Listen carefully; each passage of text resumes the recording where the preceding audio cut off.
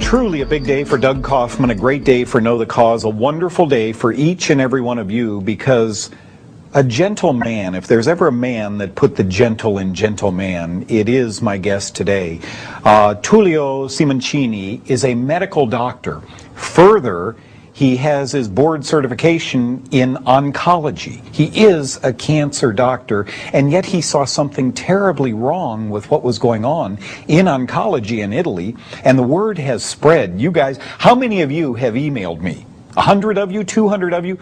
Doug, do you believe this book that came out, Cancer is a Fungus? That's the book authored by my guest today, Dr. Simoncini. Now, tell us a little bit about, you've been in many bodies.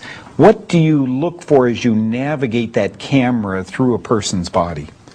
If you enter in the body and you reach an organ affected by the cancer, you can see that the lumps are always white. The lumps are white? Lumps are always white, because if you look at a CAT scan or an MRI, you see an indirect image. So if you go directly with a video camera, you can see that it is always white. Sometimes it is covered with blood or with the defense reaction. Mm-hmm. But in every post-mortem examination, scientists find the white lumps, the white masses, that is fungi. Oh, see, because yeast and fungi are white. Anybody take a mushroom, crush it up. It's a white mass. So as we continue now today, we're going to show you, many of you have never seen this, so Dr. Simoncini is going to push a button and we're going to show you inside a body while he talks to us. Go ahead and do that. Yes.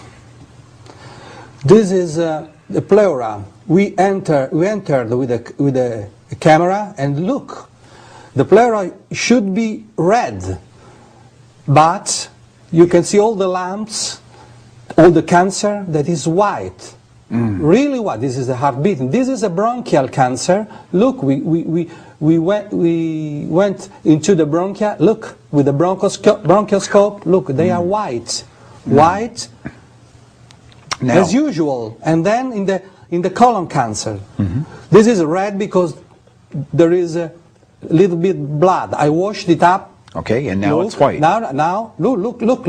The density is different. So it's different, but it is always white under the first look.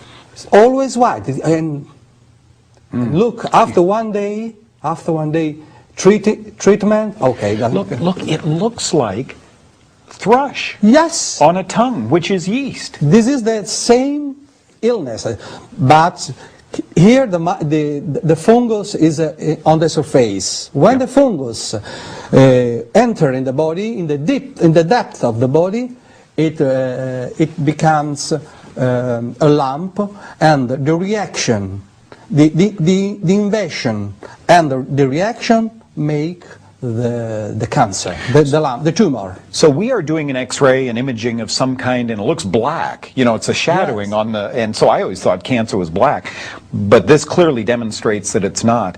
Once a doctor sees that tissue, does a biopsy. Is biopsy okay, or does it hurt? Biopsy sometimes bleed and bleed and bleed.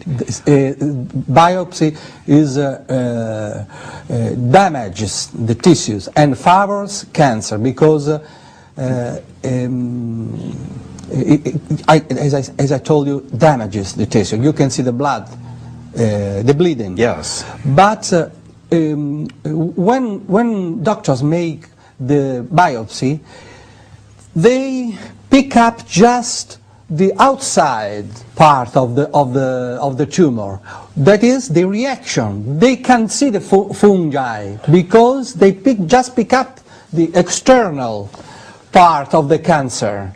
Of course, the prostate. So the histologic examination is a complete stupidity because it shows just the defense reaction, but we don't care to know how the body defends itself. We have to know what is inside the cancer.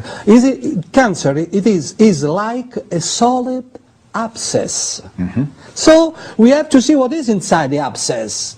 Tumors, cancer, are formal descriptions. They don't say anything. Nor do the laboratory reports, because what they have determined, according to you, is what's on the sac. The heart, pericardium. Yeah. You know, the prostate, a sac around the prostate. That's what they're measuring. Yeah. Not what's inside the prostate. Now, take a tumor, this patient that you showed us here. Your therapy is so magnificently simple, and apparently this is really working. You're talking about baking soda, sodium bicarbonate. Do you squirt with a syringe? Do you inject into the tissue with cancer? How do you do this? The problem is that sodium bicarbonate is the strongest substance against fungi. It is an antifungal drug, terrible antifungal drug. And furthermore, they cannot adapt to a salt because it is not a complex substance. That's why the antifungal drug, today's antifungal drugs are ineffective. Because the fungi can adapt themselves in 3-4 days. They are not shared elements. They are social elements. They communicate. They are connected by pores, and they can adapt themselves because they have a big power of adaptation, because they are the masses. Imagine shared cells like bacteria. You can poison them at once with some penicillin. Yep. But for a fungus, you give an antifungal drug. You can kill the first layer, but the second layer they get used and they eat. Yes. Drugs, chemotherapy, everything. They resist. Oh. Totally resist. Do you know Dr. Costantini? Simon. Yeah. Dr. Costantini one time told me that a fungus cell, right? We're talking about fungus and cancer. A fungus cell has a cell wall and a nucleus. A human cell has a cell wall and a nucleus. He said, how is an antifungal drug going to kill this without killing this human cell? The perfect antifungal, as the good doctor says, will never be developed, because to kill fungus perfectly is to kill human perfectly. While we're on that road, I wonder what cancer statistics really are. When I was writing my book, The Germ That Causes Cancer, I'm sure when Dr. Simoncini was writing his book, difficult to find statistics. Very difficult to see how effective chemotherapy was, how wonderful radiation is. In America, we have 3 options if you have cancer: surgery, chemo, and radiation. 2 of the 3 cause cancer. Does that make sense to you? Or should we be looking in the right direction? We'll be right back with you. Oh, this is a banner day with a banner physician here. Tullio Simoncini is his name. You don't have to remember that name. Many of you have already bought his book. Do you believe the title, Cancer is a Fungus?